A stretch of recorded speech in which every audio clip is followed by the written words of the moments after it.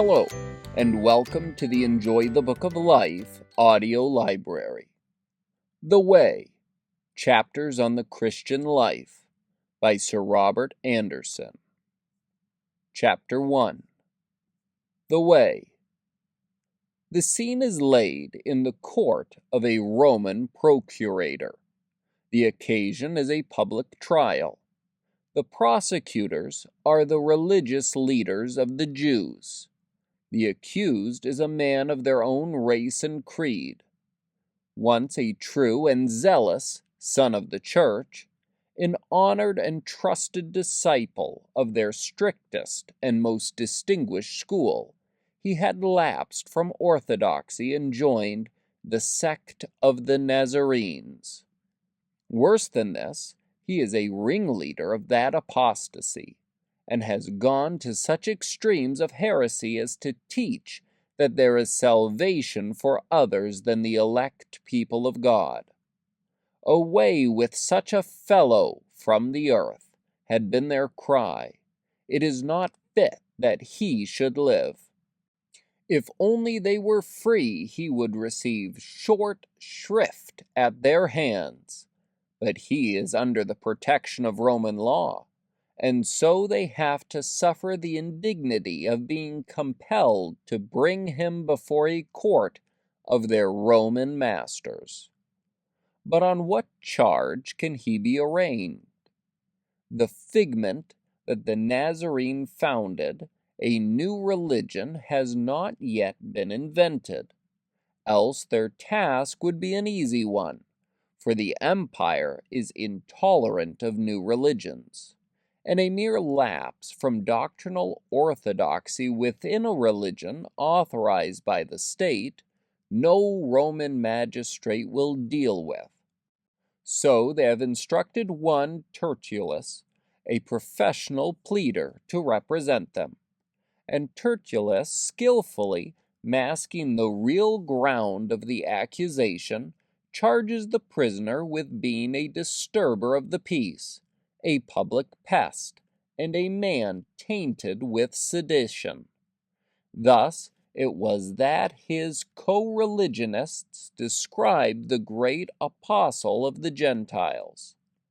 Destined to do more to move the world than all the Caesars of history, he stood there, an ugly little Jew, not only friendless and hated, but despised. Oriental cruelty had a mode of execution more horrible even than crucifixion. Impaled upon a stake planted in the ground, the victim was left to a lingering death in the public view.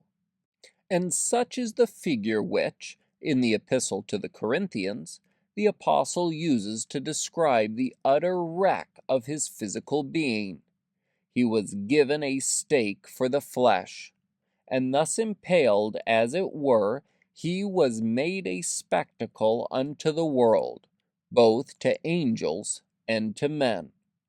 His face was battered and scarred, and his muscular frame wrenched and torn by the stoning at Lystra, when, his arms nerved by religious hate, his cruel enemies had pounded him to death.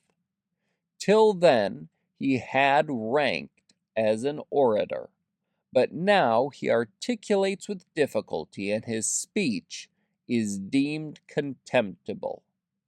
And he had his own Gethsemane, when thrice he put up the prayer that the almighty power which God had permitted him to administer in healing others might be used to bring himself relief. But the answer came, "My grace is sufficient for thee, for my strength is made perfect in weakness."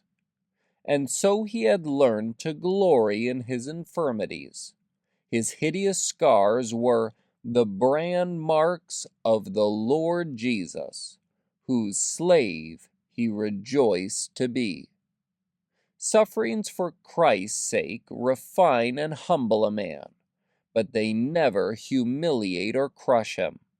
So with courage undaunted, and with all the dignity which becomes a servant of God, He confronted both his prosecutors and his judge, and after traversing explicitly the charges of sedition and disorder, he rolled back upon his accusers their charge of heresy.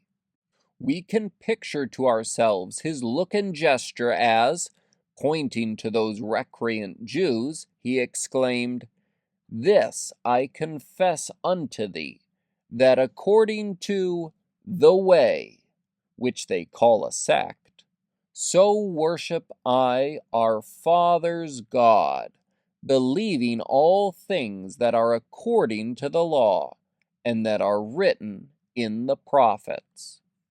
The way, the expression indicates, as Lang tells us, a certain mode of life and conduct, or as Canon Cook, with greater fullness gives it, a definite and progressive direction of the inner and outer life of man. On the apostle's lips, it means the true faith and a right life, and its occurrences in the Acts of the Apostles give proof not only that it was in common use, but that it was a phrase of the disciples' own choosing. What first led the apostle to separate the disciples was that after his 3 months' ministry in the synagogue at Ephesus, certain of the Jews spake evil of the way. At Ephesus it was too that, later on, the pagan idolaters made no small stir about the way, nor was the word unknown to Paul in his unconverted days. The high priest's commission given him in view of his Damascus journey was that if he found any of the way, he might bring them bound unto Jerusalem. And referring to this, when now seized and charged by the Jerusalem Jews, he reminded them that he had persecuted the way unto the death. The last occurrence of the word is where we read that Felix, having more perfect knowledge of the way, refused to condemn the apostle on the charges so cuttingly devised against him.